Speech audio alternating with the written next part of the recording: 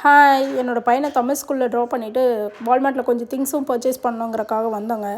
வந்தால் காரை விட்டு இறங்கவே பிடிக்க மாட்டேங்குது. அவ்வளோ குளிராக இருக்குது. அதாவது நாங்கள் கலிஃபோர்னியாவில் இருந்த வரையும் லைட்டாக ஒரு ஃப்ளீஸை போட்டுட்டு எங்கே வேணால் போயிடலாங்கிற மாதிரி இருக்கும். இங்கே வந்து ஃபுல் கவரில் வந்தால் கூட என்னடா இவ்வளோ குளிராக இருக்குது அப்படிங்கிற மாதிரி தான் இருக்குது. யூஸ்வலாக வின்டரில் ஃப்ரூட்ஸே சாப்பிட மாட்டோம். குளிரில் யார் ஃப்ரூட்ஸை சாப்பிடுவாங்கிற மாதிரி தான் எங்களுக்கு இங்கே வெதர் இருக்கும். அதனால் பெருசாக ஃப்ரூட்ஸ் வாங்கினதே இல்லை. வாங்குவோம், ரொம்ப கம்மியான ஃப்ரூட்ஸு, அதுவும் கிட்ஸு சாப்பிட்டா உண்டு, அவ்வளோதான்.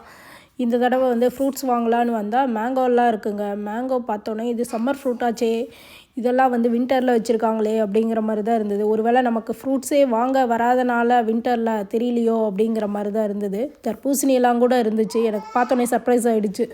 எங்கள் ஊரில் எல்லாம் தர்பூசணின்னு சொல்ல மாட்டோம், வேறு பேர் சொல்லுவோம். உங்களுக்கு யாராவது தர்பூசணிக்கு வேறு பேர் தெரியுமான்னு சொல்லுங்கள்.